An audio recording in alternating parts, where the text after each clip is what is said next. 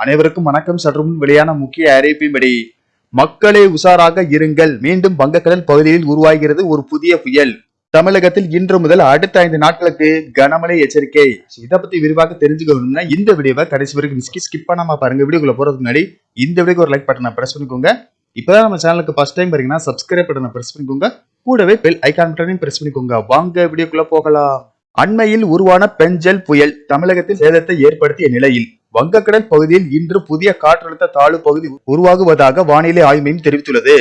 வங்கக்கடல் பகுதியில் கடந்த வாரம் உருவான பெஞ்சல் புயல் புதுவை அருகே கடந்த 30ஆம் தேதி கரையை கடந்தது. இந்த புயல் காரணமாக விழுப்புரம், கடலூர், திருவண்ணாமலை, கிருஷ்ணகிரி, புதுச்சேரி உள்ளிட்ட பகுதிகளில் கடுமையான சேதத்தை ஏற்படுத்தியது.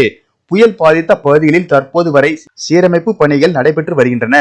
இந்நிலையில் தெற்கு வங்கக்கடலின் மத்திய பகுதியில் இன்று புதிய காற்றழுத்த தாழ்வு பகுதி உருவாக வாய்ப்புள்ளதாக வானிலை ஆய்வு மையம் தெரிவித்துள்ளது. இந்த காற்றழுத்த தாழ்வு பகுதி காரணமாக இன்று முதல் வருகின்ற 12ஆம் தேதி வரை தமிழகம் மற்றும் புதுச்சேரி உள்ளிட்ட பகுதிகளில் மிதமானது முதல் கனமழை பெய்ய வாய்ப்புள்ளதாக தெரிவிக்கப்பட்டுள்ளது.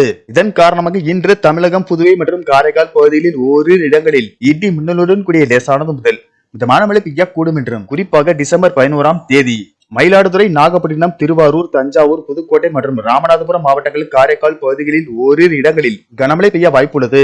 டிசம்பர் 12ஆம் தேதி செங்கல்பட்டு, விழுப்புரம், கடலூர், மயிலாடுதுறை, நாகப்பட்டினம், திருவாரூர், தஞ்சாவூர், புதுக்கோட்டை மற்றும் ராமநாதபுரம் மாவட்டங்கள், புதுவை மற்றும் காரைக்கால் பகுதிகளில் ஓரிரு இடங்களில் கனமழை பெய்ய வாய்ப்புள்ளது.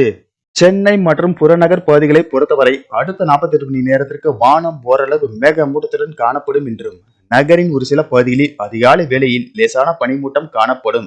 மீனவர்களுக்கான எச்சரிக்கையின்படி தென்கிழக்கு வங்கக்கடலின் தெற்கு பகுதியில், அதனை ஒட்டிய தென்மேற்கு வங்கக்கடல் பகுதியில் சூறாவளி காற்று மணிக்கு 35 முதல் 45 கிலோமீட்டர் வேகத்திலும் இடையிடையே 55 கிலோமீட்டர் வேகத்தில் வீசக்கூடும் என்பதால் மீனவர்கள் அந்த பகுதிகளுக்கு செல்ல வேண்டாம் என்று அறிவுறுத்தப்படுகிறார்கள். நன்றி, வணக்கம்.